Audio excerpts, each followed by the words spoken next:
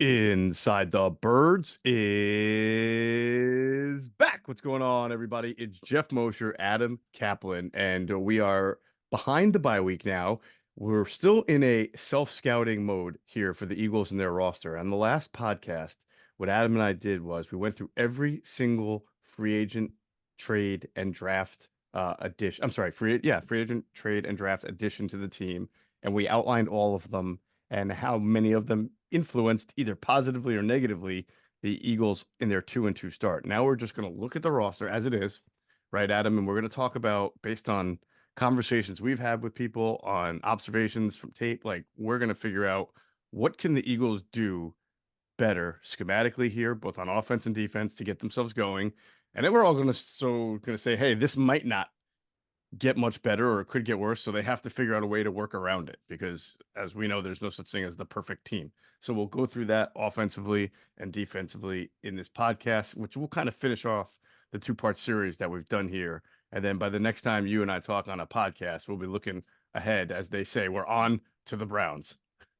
Yeah. This is a conceptual look at really where the team is going here forward here, what they need to adjust to, change, improve on. Some stuff we probably didn't talk much about before. One thing when you look for information, there's things that you discover maybe you thought were right that maybe aren't quite as right as you thought, or there's some things you go, this definitely is a problem, but it's even worse than you thought.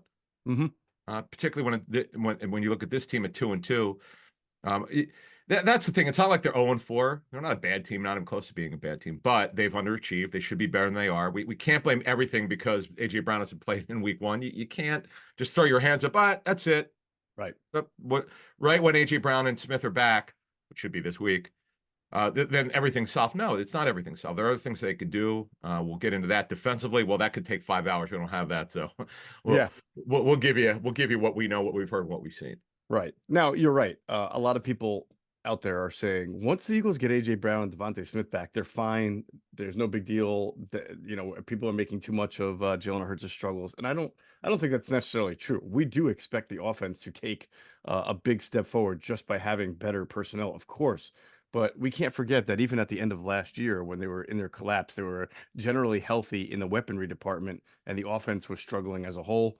And there were some things that we've seen at the start of this year from either Hurts or pass catchers, a little bit offensive line. For the most part, the line has been good, but I do have some concerns about the interior part going forward. But that all need to be cleaned up. And Adam, as we sort of get into this self-scouting part on offense, I think that there is something to be said, just from having conversations on this sort of back to basics approach. I mean, no, Shane Steichen isn't here, but what they did leading up in 2022 when they went to the Super Bowl. Remember, they didn't come out airing it out to AJ Brown and Devontae Smith. That was a gradual development that really happened in the middle of the year. They started off with their run game and their RPO game and their quick hit game, which has seemingly not been a factor in their plans. Either that's the quarterback not doing it or the offensive coordinator not seeing it. But there's not been a good marriage between their run RPO game and their pass game so far. Yeah, I'd agree with that. In fact, if you go back to 22, boy, it was a work in progress. And then somewhere they simplify things for Jalen, and it was kind of like, okay, you've got a strong arm. Let's get you focused what you do best. He's got a really good downfield arm. Mm-hmm. One of the best of the NFL that season. Boy, his second half, well, and maybe it was the Pittsburgh game. It was like bombs away, bombs away, bombs away, bombs away, and he was hit. And obviously him and we saw this in the offseason. Him and Brown's chemistry was great. And then they really took off. And that's what we've learned talking to Greg Cosell. Greg talks about it with a lot of quarterbacks. Find out what they do well, okay? Don't ask them to do things they're not strong in. Mm-hmm. And we saw in the 22 season that Hurts' downfield passing arm was one of the best in the National Football League. He was really good at that. Risk averse, as Greg's talked about it, doesn't like to throw the ball over the middle for whatever reason. I don't know. That's why Goddard's numbers took a hit last year, or could have been much better, more consistent. We saw Goddard great in that game against New Orleans. We need more of that, right? The Eagles do. We need to see more of that. But it's just whatever Kellen Moore and Doug Nussmeier find through talking to Jalen, what he likes, what he doesn't like. That's part of, by the way, in a real NFL self-scout. you're taking inventory of what looked good so far with, and then also with you talk to your quarterback, anything we need to eliminate, anything you like to keep seeing, that's called coaching and communicating, and that's something that's got to happen going forward. Yeah, I would like to see that. I think so. Let's start with also the offensive concept, right? Kellen Moore was brought here to give to freshen up the offense, which even Nick Sirianni had said had gotten stale, right?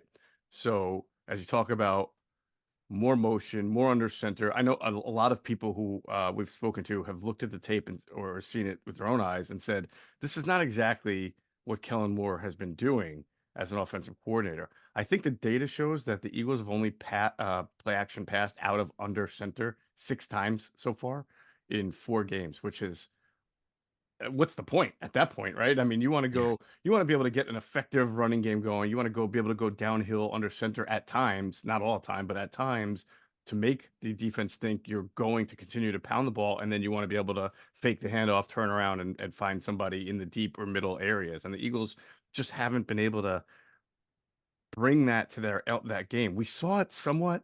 We saw motion. We saw shifting. We saw diverse formations in the Green Bay game, but ever since it's kind of scaled back. And I can't just sit here and say, well, that's because they don't have AJ Brown. Like Jahan Dotson's been with them since the first week. He should know all the structure of the offense now. Same thing with the Johnny Wilson who they drafted. So it's either on the offensive staff to say we need to convince the offense that this is the best way to go, or it's on the players offensively. We know Jalen Hurts and we know Jeff Stoutland have resisted certain elements of motion, but this has got to be a part of where everybody's on the same page and everybody says this is the best for the team. Yeah, because Kellen's history will show you with shifts and motions, which we saw, by the way, in week one. As someone from another team told me, boy, this looked like a Kellen Moore's offense in week one. Looked like pretty much everything that he does. And after that, it's looked different. Yeah. And on your point, we've talked about this. Hertz does not prefer motion. Well, we also know that neither did Peyton Manning. Manning liked Clear he didn't picture. want Yep. Reggie went on one side, Harrison on the other side. I don't want any motion, no shifting. I want to know where everybody's going to be, and I'll process off of that. So that's fine, but there's got to be a happy medium. And on your point, it's fair. You can't just blame everything. Well, AJ Brown's not there, so we're just not going to do it anymore. That can't happen. Now we've also looked into it. We know some coaches over the years don't like when you're playing with only backups. You don't want to ask them to do things like maybe they're not comfortable with, or look, they're backups for a reason. You don't want to overload them with a lot of things. I get that, but with Brown and Smith likely both back this week, we'll see. What Smith's a big one. We'll see if he finished the protocol yet. Mhm. But if they're both back this week, you got to bring back what you did in week one. Have to do that. We diagnosed a play last week with Greg Cosell on Inside the Tape. We showed the all 22. It was the first play of the game. Will Shipley was in on the pony package, and it was double curl flats, meaning on each side. And on first down, first play of the game. And you and I and Greg said, I get it, right? You're trying to get your quarterback in a rhythm, but it also, if the data showed in that game that every time they had a first down on the first play of their series, they passed the ball instead of running the ball. At some point, you get into the overthinking process of you can warm up your quarterback by putting him ahead of the sticks instead of being behind the sticks, right? Give him 2nd and 3 instead of 2nd and 9, right? And he probably has an easier pass because the defense doesn't really know what you're going to be doing. So I would like to see them run the ball more on first down. But to the point of getting the quarterback in a rhythm, I think that's where the quick game that we talked about is really vital and instrumental here. I get that. I think you can definitely say from a personnel standpoint, it was tougher to do without Smith and without AJ Brown. It doesn't help that Dallas Goedert dropped a really beautiful pass Oh, that Jalen Hurts threw to him. But now with your full reinforcements coming up, assuming I shouldn't say that, but assuming that you're getting full reinforcements soon, if not this week, then soon. You even if they don't have it, they've got to figure out a way to do that more. They have to figure out a way, Adam, to be able to run the ball even in predictable down and distances because they have a good running back and a good offensive line. But then at the same time, they also have to be able to figure out when they drop back how to get that ball out of Jalen's hands, how to get him to see when the flats are open or the middle is open, how to get him to take it. It sounds like a lot, but I don't think it is. I think Jalen's a really smart quarterback. We've seen him play at a high level and do these things before. We've seen quarterbacks regress sometimes or get into bad habits when the offense around them, the structure isn't great. But again, the structure should get better. And I think that this thing can start to rebuild itself just by doing the little things correctly. And quick game would be one of those. Screens, right? Yes, Screens. yes, yeah. That's actually my notes here. So on the quick game, what Ron Jaworski taught me many years ago when I'd watched tape with him and Cosell at NFL Films was, man, when your quarterback's not playing as well as you'd like him to, you could rebuild the quarterback's confidence or get him more accurate by getting the ball out faster. He feels, but hey, I just completed this pass. I'm feeling better. Then you progress upfield more. Then you expand it maybe past 10 yards. That's what Andy Reid, by the way, has done with Mahomes repeatedly. When Mahomes is holding on to the ball too long and not really seeing it, Andy is taking the ball out of his hands. We're not going to throw the ball downfield. You're going to get out of your hands faster. We're not going to ask you to do a lot. You're going to build your confidence up. Just something mentally happens with quarterbacks when they start getting accurate. They feel better about what they're doing. And Mhm. that's his coaching. I mean, this is where Kellen Moore can, he doesn't control who's available, but he controls how he manages the game. Now, on your point about first down, now I would say this though, coaches around the NFL, they like throwing on first down because if you just get 5 yards, it's 2nd and 5. But if you keep throwing, as you're talking about, every single first down, you kind of know it's coming as a Right. defense. So you Right. do want to mix it up. I get that. Yeah, I want a happy marriage, and between the two. And I thought it was a little bit malpractice for I think the three straight first downs or three straight plays to start a series. They were trying to throw the ball instead of run the ball in this situation when you're down so much and you have a Saquon Barkley. I think, there are teams like the Ravens, right, that they're going to run the ball and they run the ball well because they have good running personnel. That's what they do. And it's okay if you're the Eagles to say my offensive line can run block really well. My running back is off to a great start. So why don't I at least try to get my offense ahead of the sticks, even if it's running in a predictable down and distance? That's okay. We're not asking you to do that all game long. We're asking you to start a little rhythm at the start of a drive, first, second quarter. This is again in 2022 what they did well: run, quick game, RPO, quarterback run, and then everybody remembers, it was the second quarter in 2022 that the Eagles were just striking gold, right? Remember had a historic number of points scored in the second quarter. Yeah. They weren't like a bombs away, come out and just attack you in the first quarter. They were a methodical time of possession offense in the first quarter, and then for whatever reason they would explode in the second quarter. But even I went and looked back at some of the box scores, like week two, they beat Minnesota 24-7, right? They didn't score any points in the second half. So they were not hadn't I found remember that. themselves yet. Yeah. Week three was the Jacksonville game where they were struggling. It was That was raining. a rain game. That was a Right, rain and then game. they put the ball in the hands of who? Their running backs, and they just completely ran over the Jaguars. So there was a build up there, and I think that they can do that again. I would understand if they say, "Well, listen, we have AJ now, and we have Devontae, and these guys are veterans, and we have." So okay, fine. You don't have to do this like for. I'm not saying play methodical, deliberate, boring football for a half and then open it up. I'm just saying get your offense in a rhythm early, and then when you see those holes, when you see those opportunities, when you see the defense trying to adjust to what you're doing, bam, that's when you counteract. Yeah, this offense has a chance, but with Barkley and two healthy receivers and then tight end that offensive line to literally be the best offense in the National Football League. They have the capability of doing that, and they could be a run team one week, pass team next week, or more pass heavy than run heavy, but be able to mix it up. That's their personnel is so good on offense. Quite frankly, better than 22, where they made it to the Super Bowl. But we're so early in this. Again, they've only had Brown for one game, and it was beautiful in week one. But you don't know when they come back, when everybody's back. We're going to learn a lot through what Kellen Moore learned through the bye in terms of personnel deployment, Hmm. but more or less how you coming out in a game. What you're bringing up is okay if it's predictable. Because by the way, coaches have all this information. They have all the data. Okay, we're throwing on first down.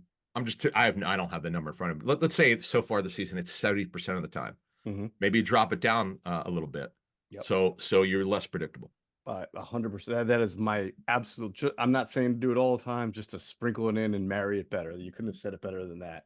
What is the front office's role going forward in making sure that this offense gets back to function? Because everything we've talked about so far, right? Rush offense, pass offense, we believe schematically some personnel change, upgrades as far as getting healthy, and some schematic tinkers can bring this offense out. But we can't deny that they have some personnel issues, specifically at wide receiver after Brown and Smith. What can the front office do to help this team out? Yeah, there are three things. First of all, and it's kind of like the other teams are doing now, but the Eagles don't have that need like the Chiefs do because of the Rashee Rice injury, where the Chiefs are looking for a starter potentially, where the Eagles need backups, but you need quality backup. What you want is don't let the drop off from AJ Brown and Devontae Smith to be so large where you can't really function. I'm sure Kellen Moore could have done a better job against Tampa. We're going to get into Will Shipley in a minute. That's one area they've completely missed, and there might be some reasons for it. But it's what can the front office do? What they control. They don't control injuries, and they don't control who plays, but they do control who's on the roster. And that's where. And look, we're 4 weeks away. This is when the trade calls happen anyway. Every team talks to every team leading up to November 5th at 4 p.m. Eastern, which is when the trade deadline is. So this is where you start looking at rosters like a Josh Reynolds, by the way, with Denver, who's not a very good team. He's really not. He's got a very low-end contract. It's very reasonable. Eagles know him. They've gone against the lines. He's now with Denver. Maybe he becomes available. A guy like Josh Palmer, who was not drafted by Joe Ortiz, the GM of the Chargers, or Jim Harbaugh. Obviously, they came over this year. Maybe they talk to the Chargers, who doesn't need to start necessarily. That he would majorly upgrade their three. Now, you're saying, boy, they already gave up a 3 for Dotson. I get that. But going forward, if you're trying to be going through the playoffs and not having such a drop off, you see what's out there. You see if there's any. Maybe you don't give up a draft pick when you're looking for a receiver. Maybe you trade one of your backups for a backup receiver who's not making a lot, who's not playing a lot. That's on your question. That's what you're looking for now. DeAndre Hopkins is. I know some people have asked about that. It makes no sense. Yeah. He's got to start. He's making way more money than I expected. Mm-hmm. More money than that. So yeah, that just makes no sense. But somewhere where it's not going to be costly, cash wise, and that hopefully you don't have to give up a draft pick where maybe you're giving up a backup player. Now that of course people are going to laugh. Well, what are you going to really give up that you have? That's not going to hurt you, right? Mm-hmm. That's that. The Eagles have pretty good depth at corner. That's something they could look at. It's not an easy question to answer, but they've got to do. They've got and obviously working players out on Tuesday. The Eagles have been. They're not a super like if you ranked for the last 5 years, like okay, 1 through 32, who works out the most players? They don't. They're in the lower half of player workouts. They don't work out a lot of players simply because the roster's been pretty good. I get that, but doesn't mean for rainy day if you have a problem, you better be ready for it. And they now know. They've learned. Their depth at receiver is atrocious. Yeah. It is How long not good. before you said somebody's already talking about those names like DeAndre Hopkins, or how long before Romeo Dobbs gets Yeah, how about mentioned? that? Yeah, kind of crazy there. But you know what? That shows you though the Eagles don't really have right now. Yeah, and they always say you're only as strong as your weakest link, or as John DeFilippo has told us, your passing game's only as good as your number 3 receiver. But they don't have a Dontavian Wicks type player as a number 3 or a 4. They don't have a Jawan Jennings. They don't have a Jalen Naylor. You see these guys who are making Yeah. really important plays at times for their teams. That was supposed to be Dotson. It just has not happened yet. And after that, they did draft Anaya Smith and Johnny Wilson, but it's hard to rely on rookies. Now, can Anaya Smith get healthy and maybe factor into this offense? I mean, he didn't catch the ball well in training camp, so that's a whole big maybe. Can't rule it out, but I am interested to see once he's healthy and if he get back on the field, can he make some kind of impact as a natural slot guy for this offense? Well, yeah, and he's really an inside receiver, sort of gadget player. But Jalen Naylor's a really good story. Like we've talked about this now for like 5 or 6 years. The Eagles have had this inability to develop these back end of the roster players. Yep. Just like Jalen Naylor's a perfect example. A 6th rounder 2 years ago. He got pressed into services, done a great job when Jordan Addison had his ankle injury. That's what you want. You don't want the drop off to be so significant you can't function. Right. And It looked like that's it for the Super Bowl year. It looked like it could be Quez, a yep. guy who was going to make it, and then he just didn't continue to make it, unfortunately for them. So I that's mean, what Greg put Ward, ah, through, yeah, I was, I It's a shame. Every coaching staff he was with here in Philly, whatever the case may be, it's like, oh, it looked like he was doing really well, and then they cut him. Mhm. Yeah. So, All right. One last thing on offense I want to talk about with both blocking and offensive well, I line. want to talk about Shipley too. I'll get into Oh, that. yes, I'm sorry, right, because we were Yeah, talking I almost about forget how to about get that. that Yeah. quick game more involved. I just don't know how they can use Shipley unless I don't think the pony package is a thing that they can really flaunt there like 15-20% of the time. You'd have to take Barkley off the field and put Shipley in to give you something. I guess instead of Gainwell's reps, you'd rather give some to Shipley. Yeah, that's what I'm Okay, talking about. Because that's fair. Shipley is this is crazy. He played 4 snaps on offense in week 1. He's played 1 snap on offense over the last 3. So you just hit on it. This is what we saw in training camp. We going into practice, you could see the distinct difference between Shipley and Gainwell. We know that Gainwell is a good blocker comparatively to other young running backs. That's fine. That has value. We understand that. And he catches the ball fairly well. He just not doesn't have the juice that Shipley has. We're not saying Shipley's got to play 20 snaps a game. That's not even close to what we're saying. Just you're looking for more explosive plays. And on the pony package, you saw in week 1 on those four motion plays that he had, you saw the way the defense had never because it's week 1, you've not seen this before because it's not like the opponent has any access to the Eagles practice tape. Obviously, they don't, so they didn't Hmm. know it was coming. Yes, they've now put this on tape. It doesn't mean no. Who knows? They could bring it up because we know coaches talking to coaches around the NFL over the years. Once they show something, they might put it in hiding for a while. Yeah. Right? Okay. But can't you bring it out every once in a while? It's about explosive plays, and this guy's explosive. Yeah. Also, I mean, can you run the ball once out of that pony? Just because everybody Yeah. thinks that Barkley's going to get the There ball, you can you go. actually hand it to Shipley and see what he can do when he has the ball in his hands? Because I don't think he hasn't played much. We mentioned that, but every time he's been on the field, it's either been as like a decoy or like in that pass that Devontae Smith caught the 22-yard catch or in the opener, or he just hasn't touched the ball. So he's on special teams. So I'd like, like you said, show the defense something they haven't seen yet. Give him a carry, see what happens. Yeah, I know. Look, I know he's not the strongest guy in the world. Gainwell runs a little bit harder, more physical, Yeah. but Shipley's more explosive. And by the way, for the receiver, well, we're 4 weeks away from the trade deadline. We'll have more names for you. We'll have a full list of 10 to 12 receivers who could become available at a very low price, or could be an even swap with a backup Eagles player. Or you typically like to deal with players, or clubs are more willing to trade players in the final year of their deals that they know they're not going to resign. Hmm. But like with Dotson, Washington had leverage because he had more time left on his contract. It had nothing to do with him being a former first round pick. Once you play, that's over. It doesn't matter. Right. It's about what you've done as a professional. But when you look at the contract, it's okay. How much time does he have left? If he's on the final year, you're probably not going to get as much. Like and obviously age and injury history, performance factor in majorly.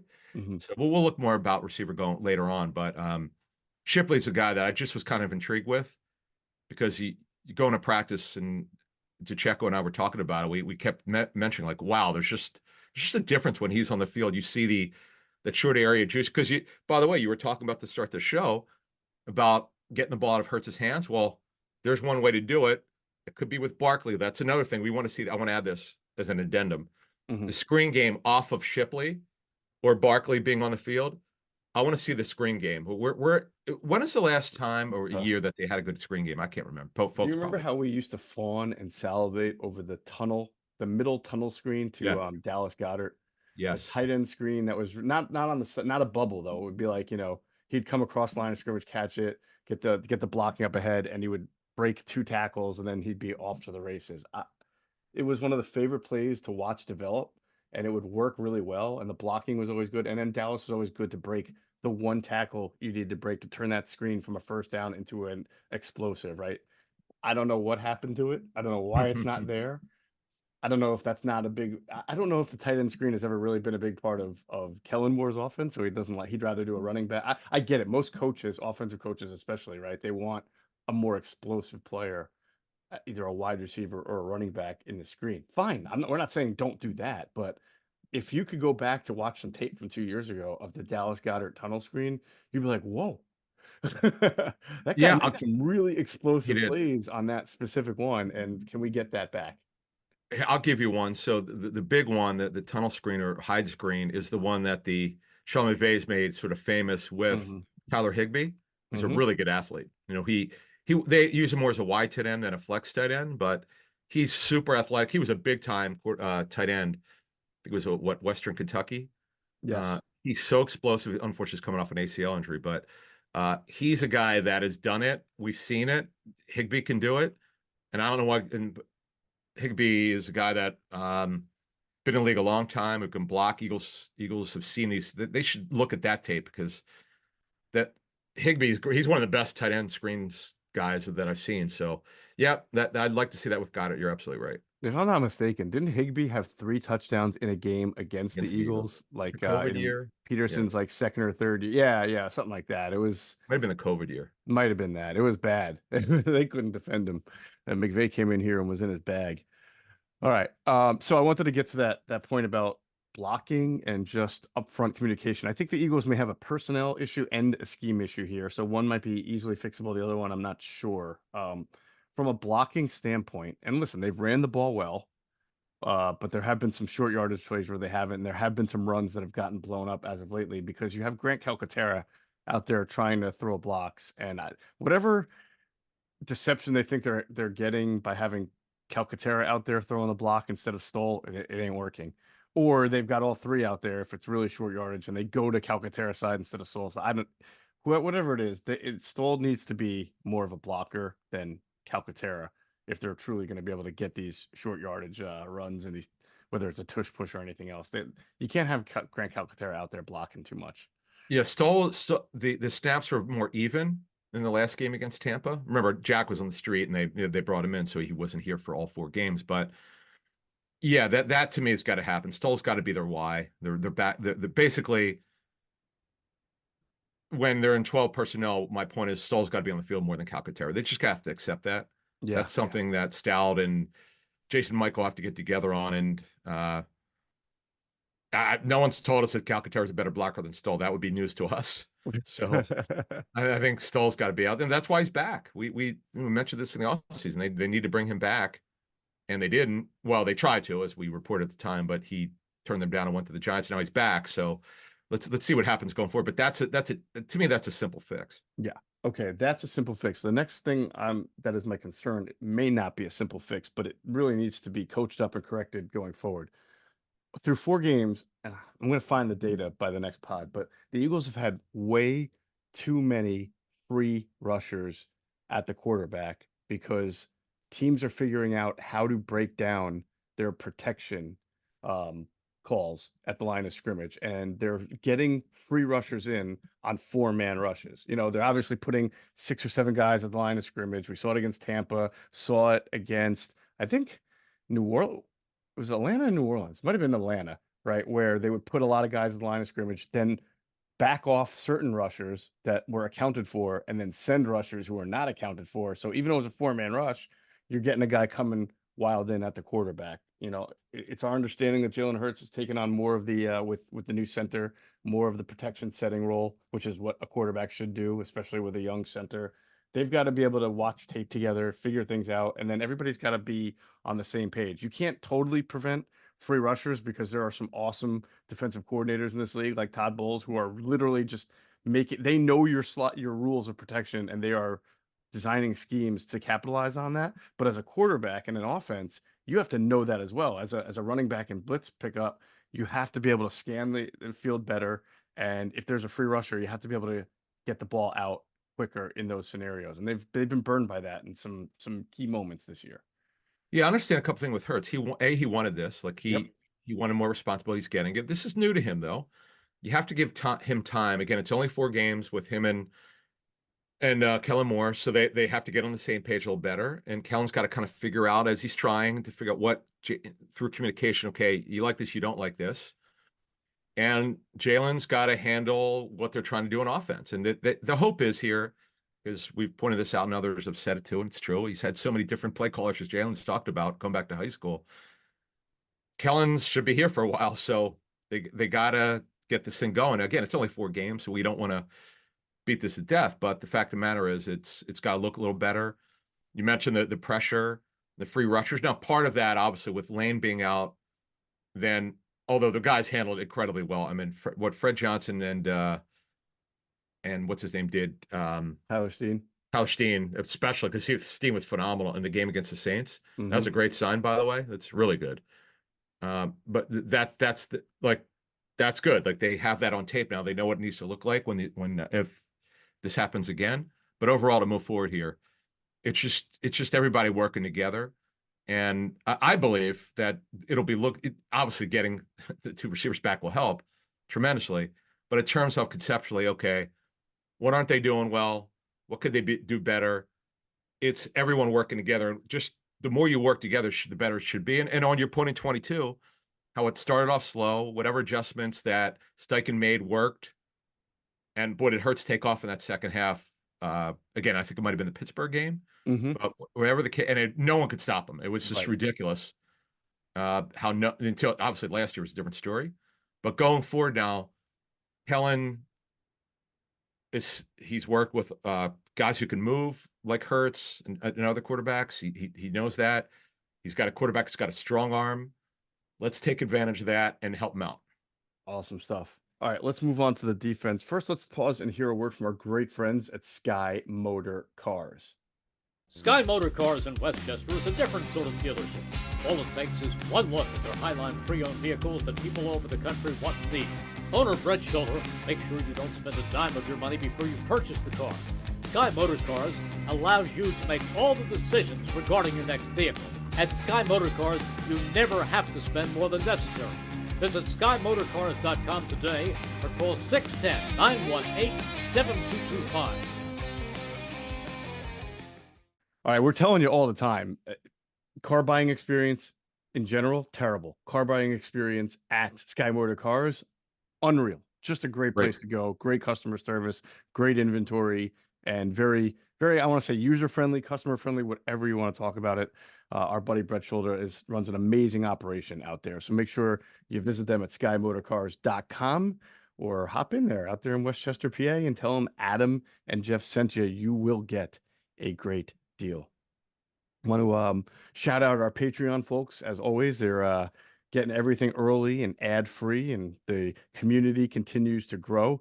We're going to have our Ask Greg Cosell weekly one this week. And now we're going to talk about the Browns' upcoming matchups, and then also asking Greg maybe I'm sure our people have some big picture questions for him, some bye-week self-scout questions. That'll be tomorrow night at 8 o'clock. If you want to ask Greg a question yourself, talk to Greg directly, it is patreon.com/inside the birds. And then of course on Wednesday, we got our Ask ITB live stream. Myself, Adam, Andrew Checo drops in there. And later this month, we'll have our next Ask an Eagle live stream. So a lot of fun things, a lot of great things. Yeah, What's and that? chalk talk. And And chalk chalk talk. talk. Chalk talk. Yeah. Yeah. And it's interesting with Greg because I remember when I talked to him in 2020, I just remember him he was just blown away by Watson, the way that Deshaun Watson played.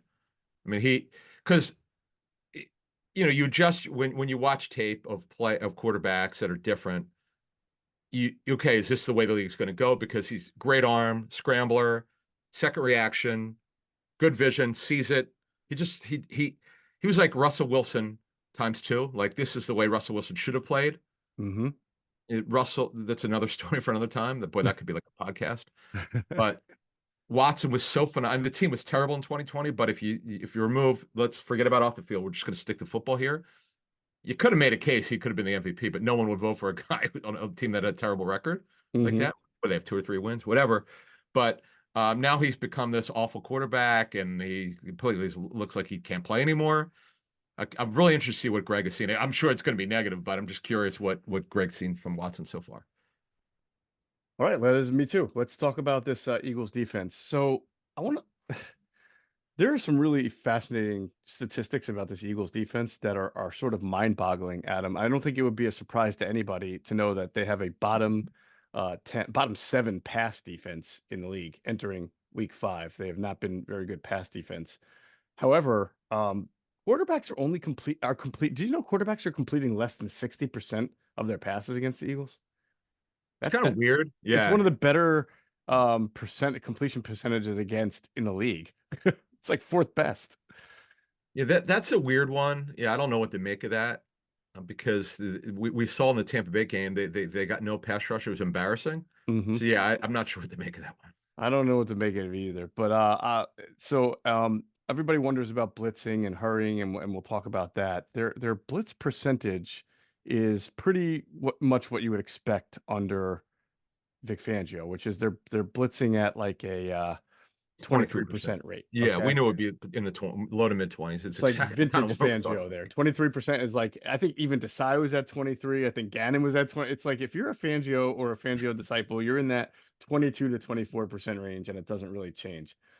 If I were Vic, right, just based on conversations I've been having, I don't know that I would come out of this bye week and ratchet it up to 25 to 30 because I'm not getting pass rush. I think what I would first try to do is get my corners to play a little bit more up because you're hoping to then have a trickle down effect. If your corners, and you've got better corners now than you've had in a while, can play a little more up and just make the quarterback hold on to the ball or get to a second read. For example, the Sterling Shepard 17-yard catch on 3rd and 12, right? I mean, Baker Mayfield drops back and was like, "Oh, you're 15 yards off my receiver. I'm just going to throw it to him." Right? How you can't blame a pass rush on that. I mean, he just dropped 2 steps and threw the ball. If you play up, right, and you make the quarterback go from 1, maybe have some doubt right at the snap, you're already not throwing it to 1 because the coverage is too tight, and then you go to 2, that's a split to second to a second more that the quarterback has to A, make a decision, and B, hold on to the ball. And that might be the difference between one of your guys like Bryce Huff, who are killing, and Josh Sweat, or Jalen Carter from the inside, just giving them the chance to get on the quarterback a little bit more. Maybe not for a sack, just for a disruption, a hurry, a move off his mark. I think if I'm Vic, we have to start there before we start blitzing 5 guys or 6 guys or doing something like that, because then you're going to start leaving one-on-ones. And if you're still playing the same coverage, then that's not good. To me, it's the coverage has to change more. Yeah, because it's not a quality of corner. They're deep and they've got quality. It's your philosophy. They're ranked 25th in press coverage. They're way down in that, which is kind of what we expected. We didn't see a lot of press coverage in It's training actually camp. higher than I thought. I thought they would be like You the thought it'd be lowest. 32? Yeah. That's funny. Man coverage, they only play 28% man coverage, which by the way it had been up a little bit lately, Mm-hmm. but they just don't press. Their zone coverage is what we expected. Although I would tell you, as coaches have worked with Vic told me before, it's what he's given. What he like cover 3 is his big thing. Paul Gunther told us that when we talked to Paul before he went to the Cowboys. He said you're going to see a lot of cover 3. Yes. But you're only going to do certain coverages if you have the players you think you can handle it. Some cover 1, some cover 4, then the other covers, but mostly cover 3. Some more single high than we expected. But the percentage thing, it's one thing if they'd had a steel trap in terms of coverage, which they have not had. You just mentioned it, 3-step ball out, high percent. Baker Mayfield looked like a Hall of Famer last week. Mm-hmm. So and he also played well, ironically, in the game that they lost to in Atlanta. But that's got to be better. That's one of the things that Vic controls, and he could obviously see by tape study with is it Christian Parker, the DB's coach? Is that Yes. DB coach? As they go through it, what's working, what's not working. Vic talked about it last week when before they went on bye about, hey, they brought it up. They said to the players, hey, let's do it, and the players wound up not doing the press coverage show. They got to get on the same page. Yeah, I mean, if I look at the schedule and I see all the quarterbacks coming up from Deshaun Watson, assuming he's still going to start, and then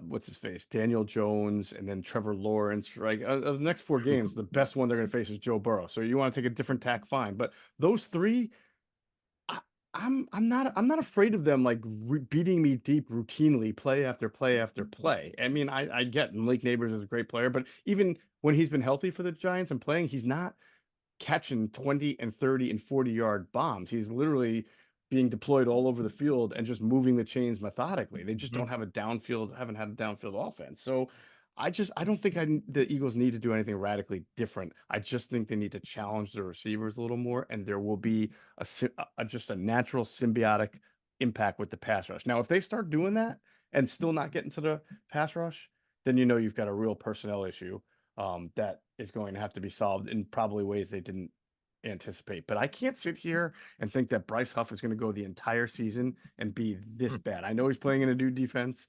I know that he's probably not going to be what they thought when they signed him, but there's got to be. I always go back to the whole Darren Howard signing. It took him 3 years to figure out how to use Darren Howard, but there's got to be something there with Bryce Huff where, like you've mentioned before, whether you bring him in and play him in the wide 9 and have him just tee off on Well, the they quarterback. are, but see, that's the thing is They have a little, but like where you almost exclusively play him there. I don't know. Yeah, that's a big change. I don't see That would Vic be too doing big of a change, it. Yeah, I probably. just Yeah. don't see him doing it. Yeah. Yeah. But there's got, and maybe it's not him. Maybe it's, Nolan Smith. Maybe you get Jalex Hunt on there. Maybe you just get more out of Jalen Not be Nolan Carter, Smith. Moro Jomo. Is Moro Jomo That's the one. someone you got to play more? Yeah. All right. Let's talk about this before we move on.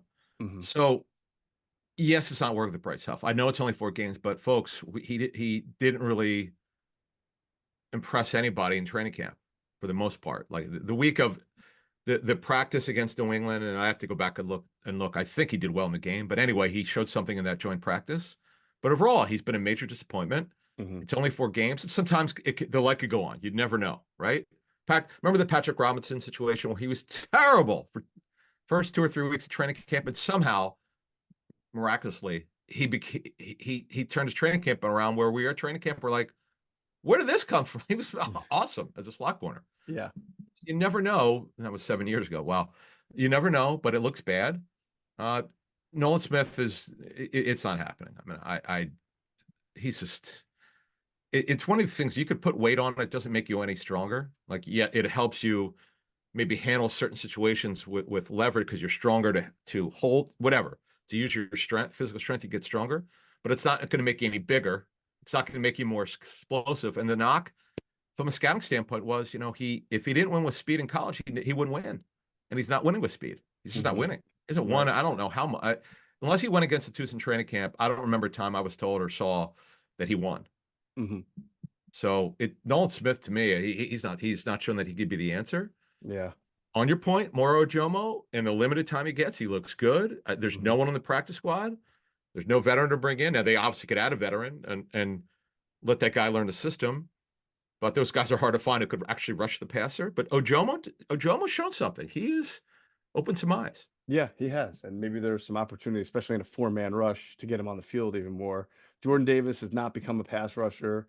I don't think he's playing terribly as a run stopper. I just don't think he's playing great. He's not looking like a complete dominant Vita Vea-like force or Dexter Lawrence-like force that you're supposed to be, a Christian Wilkins type. He's just a guy who's out there occasionally making plays, but then also occasionally not making plays. So this is where you get caught up between, do you continue to try to play him to get him to that level, or do you start thinking, I need to win games, and just adequately stopping the run at times is not enough. I need more out there. I need like a force multiplier. Do I have somebody that I can play there? Do I play less 5-man fronts, go with more Jalen Carter and a Jomo, or Jalen Carter and Milton Williams? I don't know. I don't know what the answer is, but that's a thought. That's actually a really interesting thought, because you got to win somehow, right? Mm-hmm. Let's put it this way. If you would be more desperate, had this been, let's say their bye was week 9 and everything we've seen so far is through 8 weeks, then you got a major problem. Like this is like, you're going out of your mind if you're coaches. Now it's only 4 games, but before we move on to the tackling, which is a problem, we got some things that they could look at, but they knew that Davis was never a pass rusher at college. He just was never a pass rusher. He hasn't been a pass rusher here. He did have the one nice sack against Derek Carr where he just closed the pocket, and boy, he chased him. It was pretty cool, but he's not a pass rusher. Right. But all they need him to be is a dominant run defender. He's not that. He can't just show up half of the time or quarter of the time. That's not acceptable. Right.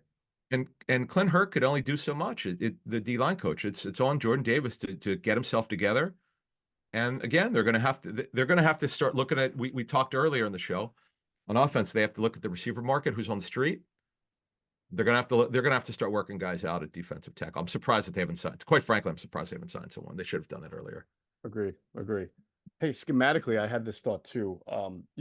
If you study the Eagles tape, like all the quarterbacks and offensive coordinators do, right? You know that Vic Fangio, as you mentioned before, is playing a lot of cover 3, right? But it always starts off as too high.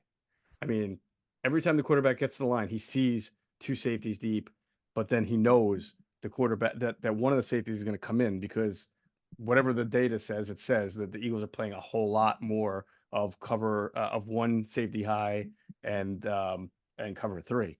So what if you reversed it if you're Vic? What if you showed the quarterback one safety high from the start, which means quarterbacks can be like, oh, I'm going to check into a pass, right? Because I'm already seeing ones that's what you do. That's what good quarterbacks and offenses do. They say too high, they want to run. They see one high, they want to pass, right? So if you show one high and you get them thinking pass, but then you drop your safety into a two shell look, then all of a sudden, oh, I wasn't expecting that. My lanes aren't wide open. It's not cover. It's not one deep. Can't just attack the seams because they got two safeties. And does that make the quarterback hold on to the ball just a little bit longer and give the defensive line a chance to get to the quarterback? I mean, obviously, if you're doing something over and over and it's not working, you have to switch it, but you don't have to completely throw it out the window. Maybe you just tinker with it. And I think showing one and going into two instead of showing two going into one might just make a quarterback confused a little bit. And also with a person, I know some people want to see Isaiah Rodgers. Here's the thing: the Eagles have not used him as a nickel corner. Yeah. They use him as a nickel outside corner, just like Yeah, the like Colts who do you did. want off the field? Do you want Mitchell Right. not outside, or do you Right. want Slay not outside? Yeah, I mean, you could do what they did in training camp. You could have Mitchell inside, but that's not what they want. No. Outside corner, yes, he did something that he was not asked to do in college. He played inside. He did. Mitchell's really good, and you want him matched up on an outside corner. He's also long. He's physical, smart, tough, athletic, everything you're looking for. You just don't want him playing inside unless you have to. He can do it. I mean, he's shown he can do it, but you'd rather him not do it. It'd be nice that Roger's clearly healthy because he had the block punt a couple weeks ago. So the question is, now obviously he could be the first outside corner off the bench if someone needs a breather, cramps up, whatever the case can be, sure. But they're not a dime defense. That's not what they are. Right. We'll get to a couple more things before we get out of here, but it's going to be, as you said, it's going to be hard to get Rodgers on the field because, again, who are you taking off? Exactly.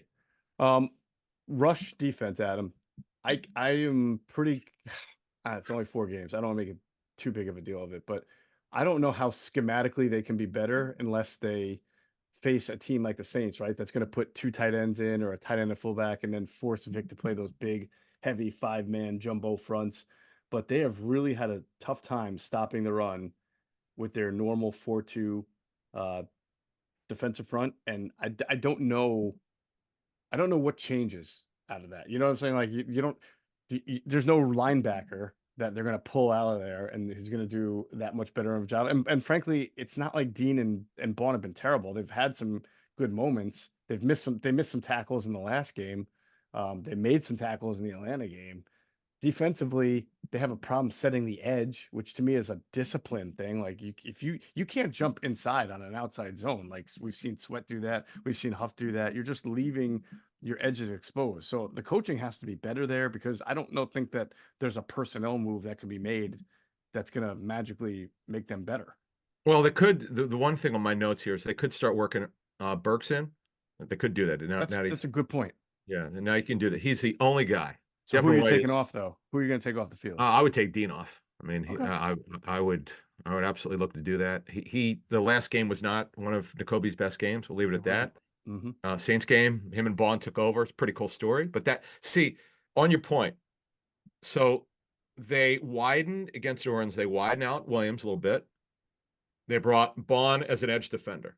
Like that, they obviously that's not really what they wanted to do, but they had to do it to be able to function and try to win that game. That was a 1-week thing. Mm-hmm. That is what they can do. You can do it. I mean, there's certain times you can do it, but that's not going to be that's not going to be their bread and butter. That's just not what Vic does. He just did a smart thing, him and his coaches, and that helped them win that game. But going forward, it's really more of a tape. It's a self-scout thing. Okay, what's our issue? Are we aligned correctly? If it's not alignment, is it assignment? Are they going to lateral? We talked about this earlier in the season. Mm-hmm. Whatever the case may be, it's making corrections coming out of the bye.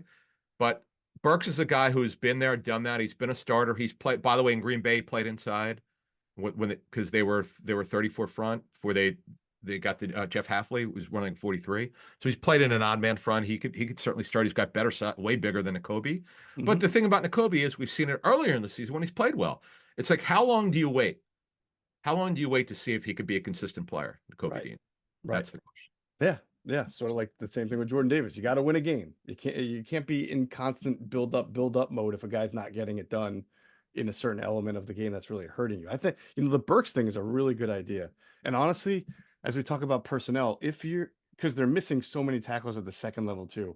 If you're able to get Sidney Brown healthy and on the field, it's not going to be right away. Obviously, he's got to get his conditioning. He's got to be able to play. But if you can get him in on first down packages, right? Um, and you can so if you give yourself Burks and a little Sidney Brown, is that enough to make you if Cooper DeJean takes over at nickel, is he going to be a better because he's a better athlete, right? Will he be a more physical presence and a better disciplined presence in tackling? Maybe that's all you need, just better tackling, and those three guys can help you make a difference. At this point, I think you have to be willing to try it because you've played 4 games now. In 3 games, you've done terrible at stopping the run. Yeah, I mean, Sidney Brown, as he comes back, we'll transition to kind of talk on DeJean, but Brown is Brown. Look, he got knocked from tape study in college at Illinois, not being a good tackler.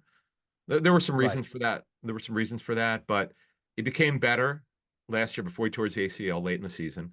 Mm-hmm. He's really a box safety. He's not a post safety. He's more of a box safety. Which makes it weird that he's not a great tackler because usually the box safeties are good. I know. But it's not his technique. I think he overruns and over pursues. Yes. Yeah. Which we saw times when he wasn't playing well, but he started to cut down on some stuff. He's really not a nickel. I know they struggled so badly at nickel. We don't have enough hands to talk about how many guys played nickel last year because they ran out of players. But he's a force. Like when he hasn't practiced since he's gonna practice this week, right? I think that was the plan. You would think so, yeah. That's what Vic said. Geoff said, yeah. Yeah, but we don't know exactly when he could play. When he does, we don't know how many snaps he can handle because he's not practiced with this group before. This group of coaches, they don't really know him. Right. All they could go is through the tape that they saw last year before he got hurt. Yeah. But he can be a force against it. He can blow plays up. Boy, when he does that, look out. So we'll see what happens. But the thing for me against the run, because Burks he's also their tallest inside backer. He's over 6'3".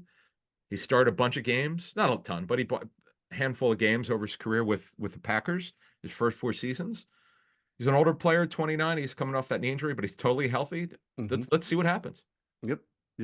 So we talked about Cooper DeJean. As Vic Fangio said, he's closing in on the slot. Could that make a difference in this both pass and run defense? It could, but here's what he's a young player. He's only played, I think, 6 or 7 defensive snaps. So while he's a great athlete, you know how we've sat here and said we see it in Quinyon Mitchell. We know he's on track to be a good player, but he cost them in the Atlanta game. He did not play. He was caught looking in the backfield, and that's why Kirk Cousins was able to get him twice on that final drive. And then, of course, in the Tampa Bay game, he made some bad mistakes too. So even if you're getting Cooper DeJean on the field and you're getting some improved play in certain areas, you're also going to get your rookie mistakes in other areas. So you just hope that it's like not a 50-50 thing. You hope to get more good plays than bad plays. But again, in key critical moments against good offensive coordinators, good quarterbacks, you're worried about having 2 rookies, right, in your secondary. Well, the thing is, they're going to play together a long time, and you could start doing this in the bye. You could start cutting down Max's snaps. He's not played at high enough level. We know that. DeJean's bigger physically. He's a movable guy. By the way, he can cover tight ends. There's no question about that. That's part of the allure of him from talking to teams leading up to the draft. Now, the Eagles are interesting that if you really look at their tight end group that they're going to face, David Njoku is coming back from an ankle injury, I think. You're not worried about Daniel Bellinger. The Bengals aren't very good at tight end. Now, Evan Ingram, if he's healthy, come back from his hamstring injury in week 9. Jake Ferguson in week 10. They're not. It's really the one with Mark Andrews and Isaiah Likely in week 13. Of course, Andrews has been like a non-factor so far. It's kind of bizarre. Right. But you're not really super worried about the tight end group that they're going to go against. No. So it does seem like from Vic's comments, we're going to see Cooper DeJean get mixed in, and we're going to see what kind of impact that has on this defense. I think when I look at this defense, I'm not sure it can be a great defense. I just think from a personnel standpoint. How so? Why? I was going to explain. I think from a personnel standpoint, in order for the Eagles to be a great defense, the way they're built, they need to be a great pass rushing team. And I think after 4 games, you can say shoot, even if you got more out of Bryce Huff, that's not going to make this suddenly a great pass rush team. They can be good. I don't think they'll be great. So that's why I don't think this can be a great defense, but it can be a great offense. And if you just have a good enough defense, you can win a decent amount of games. Can you win a Super Bowl? That's a discussion for when we get to December. But I think when we look at the problems of the defense right now, most of it to me is scheme. Some of it is personnel. So let's see what happens when they change up the scheme a little bit, if they do that, right? And then add a little bit of personnel that we talked about, the younger guys getting in at some various points, and see what that does to this defense. I think it can be better, but I do have a hard time thinking this can be a great defense unless somebody in that front seven, other than Jalen Carter, can wreck a game. It definitely can get a lot better. I mean, that's obvious. But on your point, and it's true, the pass rush, you could stick Ojomo in there to start cutting into Jordan Davis's role a little bit because he's not been good enough. You could certainly do that. Is it a major move? No, but there's certain things you can do. Right now, Bryce Huff and Nolan Smith are not cutting it. It's only 4 games, but it doesn't look good. There's not much you can do within the roster. Vic, as much as he doesn't like the blitz, is going to have to start doing it. He's going to have to bring up the pressure. Like we've learned, if you're not winning with 4, it's 5. If you're not winning 5, it's 6. Mm-hmm. And what did Brian Hoyer tell us? The journeyman quarterback, our friend. What did he say? Because he was with Vic in Chicago. He's going against him too. It only works with Vic when you got a pass rush. That's right. One of the many things he told us on Chalk Talk. But we'll tell you this, folks. You better have a pass rush with Vic, because if he doesn't have it, I don't care how deep their secondary is. It ain't going to happen. Very good.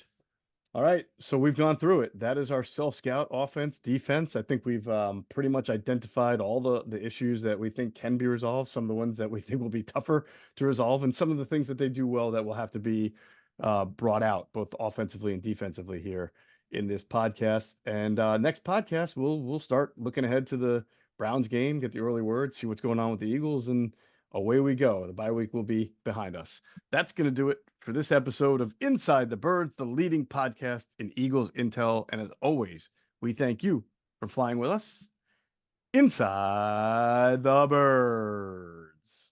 Be sure to check out our friends at phlsportsnation.com. They're enhancing the fans' experience with their coverage of all Philadelphia sports teams. For the fan, by the fan is their motto. So make sure you check them out at phlsportsnation.com and on Twitter at phlsportsnation.